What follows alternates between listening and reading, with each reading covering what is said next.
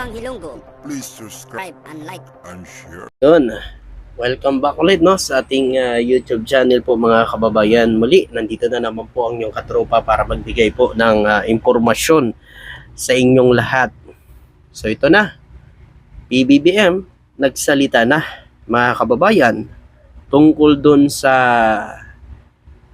hindi pagtiwala ni PBBM o hindi ginawang caretaker si BP Sara ng bansang Pilipinas. So hindi siya ginawang caretaker ni PBBM kasi 'di ba pumunta si PBBM sa ASEAN. 'Di ba? ASEAN Summit. So hindi siya ang ginawang caretaker mga kababayan. Kaya sinasabi ng mga supporters nito o mga didiles na masyado daw kinakawawa ni PBBM si BP Sara, mga kababayan. Sino ba ang gumagawa niyan? Di ba sila? Kinakawawa nila si PBBM? Paano ba naman kasi mga kababayan? Ang ganda ng tiwala ng Pangulo natin dahil sa kanyang ama at mga kapatid. Nasira yun. Ha? Dahil sa gusto nila daw sugurin ang Malacanang, may rally pa silang ginagawa. Hindi yan tumigil ang rally nila kung hindi nakulong si Pastor Kibuloy. Nung nakulong si Pastor, wala nang rally. Oh. Ngayon po mga kababayan, sinasabi ng mga didiles masyado daw kinakawawa si BP Sara Duterte ni PBBM. Alam niyo po mga kababayan, kung natatandaan natin noong July 19, saan nag-resign po si BP Sara as a DepEd Secretary, di ba? Oh. Doon, nagsalita na siya doon mga kababayan na nagbitaw pa nga siya ng salita na hindi siya masasama sa suna ni PBBM. Pero mga kababayan, doon hindi na siya siguro pinagkatiwalaan ni PBBM kasi nga sinabi niya na hindi daw siya attend ng suna ni PBBM porque siya ang pangalawang pangulo. Pero nung panahon po ng kanyang ama at ni Vice President Leni Robredo, hindi ho yan nangyayari. Bagkus pinapakita pa rin ni VP Leni Robredo na nasa gobyerno ang simpatya niya. Nasa gobyerno ang kanyang panunungkulan. Dapat ganon ang VP natin. Bakit ganon ang ginawa niya? Diba? Hindi siya umatin ng suna kung ano-ano pang binitawan mga salita nung panahon na yon. Pero ayan na natin kasi alam niyo naman si BP Sara talagang may sariling mundo din kasi. So, makikita natin na siya ba talaga ay BP o nagbibipi-bipihan lang. So, ayun po mga kababayan na PBBM na dismaya nang sabihin ni BP Sara na hindi sila friend. Diba? Diba nga sabihin nila mga kababayan, dahil daw kay BP Sara nanalo daw si PBBM. Pero hindi yan totoo mga kababayan. Dahil kung hindi kay PBBM, hindi yan magiging BP si Sara. Totoo yan mga kababayan. Ito, mababatid na sinabi noon ni BP Sara sa budget hearing sa Kamara na kailangan lamang nila noon mag-usap ni Pangulong Ferdinand Marcos Jr. dahil magkatandem sila sa kampanya. Pero hindi sila close friend. Sinabi pa niya na ang kapatid lang ni PBBM na Senador Amy Marcos ang kanyang kaibigan niya mula pa noong 2012 mga kababayan. So mula pa daw 2012 si Amy Marcos na yung kaibigan niya mga kababayan. Hindi daw sila close friend ni PBBM. So ginamit lang talaga si PBBM ni BP Sara mga kababayan. Kung ganun. Kaya sa nakipag-tandem kay PBBM. Samantala, nilinaw naman ni Pangulong Ferdinand Marcos na hindi bahagi ng administrasyon si Duterte kaya hindi niya ito itinalagang caretaker ng bansa nang mapunta ito sa Lao PDR para sa dumalo sa ASEAN Summit. Diba? Eto na. Salita na mismo si PBBM. Kaya hindi siya ginawang caretaker ng bansa, hindi daw siya parte ng gobyerno. Totoo naman kasi mga kababayan. 'Di ba? Parte pa ba si BP Sara ng gobyerno natin, mga kababayan? O wala na? O doon na lang siguro siya sa mga kulto at sa mga didiles na mga supporters niya? Doon na lang sa siguro, mga kababayan. Kasi kung part pa siya, mga kababayan, dapat nagtatrabaho at tinutulungan niya ang ating Pangulo. Tumutulong siya sa bansa natin.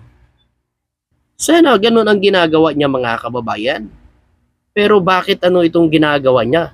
Kontra niya pa yung gobyerno. Kung ano-ano pang binabitawan salita. Nasa gobyerno siya mga kababayan. Di ba dapat nagtutulungan na lang ang mga nasa gobyerno? Kasi una-una sa lahat, katulad niyan, mga kababayan, nagkakaroon ng ganitong awayan sa DD supporters at mga loyalista dahil nga sa ginagawa din nila, mga kababayan, na sinisira si PBBM. So PBBM naman kasi wala naman tayo naririnig ng mga masasamang salita. Pero siyempre, pag binabato ng mga masasamang salita itong ating Pangulo, hindi yan mananahimik ang mga loyalista. Hindi lang yan tatamili sa gilid dyan at makinig ng mga sinasabi nyo. Lalabas yan ang mga loyalista para ipagtanggol ang mga Marcos. Yan na yan, mga kababayan. Hindi man si PBBM ang sumasagot sa inyo, pero nandyan ang mga sulid na mga loyalista na handang sumuporta sa ating Pangulo. Diba? Ganyan ho ang mga sulid na mga loyalista. Wala kayo niyan. Mula pa yan sa tatay niya hanggang ngayon. Yan ang wala sa inyo, mga didiles. Diba? Tandaan nyo, mga kababayan, pag inaapi nyo yan si PBBM, lalabas yan, yung mga loyalista, para ipagtanggol yan si Pangulong Ferdinand Marcos Jr. Diba? Tapos sasabihin ninyo na masyadong kinakawawa si BP. Wala nga tayo naririnig na mga masasamang salita kay PBBM tungkol kay BP Sara Duterte. Siya lang naman ho ang nagbibitaw ng mga masasamang salita sa ating Pangulo. Ito pa, mga kababayan, may bago na namang nangyayari ngayon.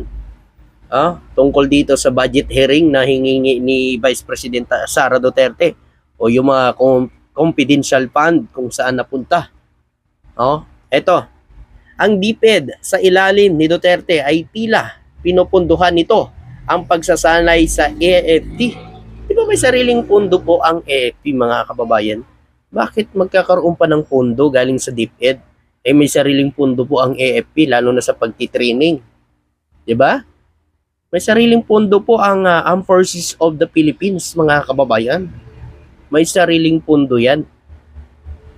Ginawa di umano ng Department of Education sa ilalim ni Vice President Sara Duterte na ginamit nila ang kanilang confidential fund para sa isang youth training program noong ito ay Armed Forces of the Philippines at local government unit na umako sa karamihan ng mga gastusin. Ito ay obserbasyon ni Batangas 2nd District Nilo Estro ng kanyang ipinonto sa pandinig ng komite sa mabuting pamahalaan at pampublikong pananagutan ng Kamara nito lamang Huwebes. So kahapon, mga kababayan. So talagang siyempre inaano po nila dito, mga kababayan, iniimbestigahan talaga kung saan napunta ang confidential fund. At ang laki ng hinihinging budget ni Vice President kasi ngayon, mga kababayan. So kailangan talaga yung imbestigahan kung saan napupunta ba yung mga pera na ginagastos ni Vice President Sara Duterte, mga kababayan. Bakit gano'n na lang yung kalaki ang demand? So makikita naman natin kay BP Leni Robredo, wala nga parang yung kay Sara gano'n kadangkal, yung kay BP parang gano'n lang, Leni Robredo ang binigay ni Duterte nung budget ni Vice President Leni Robredo po, mga kababayan. Pero nagawa pa rin ni Leni ang kanyang trabaho bilang Vice Presidente at hindi ho siya nagrereklamo nun. Hintayin naman, mga kababayan, sa security lang. Ilan yung security ni Vice President Sara Duterte, mga kababayan? 400 plus. Kay Leni, 88 na lang, mga kababayan, bago siya mawala sa pagka-Vice Presidente. Diba? So, ganun dapat, no? Diyan pa lang makikita mo na meron nga silang hindi may paliwanag o saan napunta itong budget na ito mga kababayan. O ayan po mga kababayan, no? At siyempre sa mga kababayan natin, eto mga kababayan, tuloy lang natin ang suporta sa ating gobyerno kasi alam naman natin, ito'y ginagawa niya lahat para mapaunlad ang bansa natin at muling makilala pa sa buong mundo ang bansang Pilipinas. Hayaan na lang natin umiyak yung mga details na yan. So nakikita naman natin, unti-unti na lumalabas ang katotohanan sa mga nakaraang administrasyon. At kita naman natin kung ano po ang nangyayari sa mga tauhan ng past administrasyon. Si Roque, mga kababayan, at hindi na nakikita kung saan na nagtatago ngayon yun. Baka mamaya tinago na sa kuweba. Kaya malamang mga kababayan, unti-unti na yan, mabigyan ng hustisya din ang mga kababayan natin na biktima ng AGK, no? O War on Drugs. Yung mga nadamay na wala naman talaga, hindi naman gumagamit pero nadamay. Yung mga hindi nagbebenta na nadamay lang kasi alam naman natin yung AGK mga kababayan ay talagang madugo yun. Tsaka nakakatakot kasi siyempre mga kababayan, hindi mo alam, wala ka palang ginagawang masama pero hindi mo alam, madadamay ka na lang sa kanilang ginagawa mga kababayan. Kaya sa mga kababayan natin yan, maganda yung nagagawa ni PBBM, yung war on drugs niya ngayon, hindi madugo pero meron nahuhuli na mga malalaking tao, hindi yung puro lang user ang hinuhuli. Maraming salamat to at magandang araw po sa inyo lahat. Thank you po.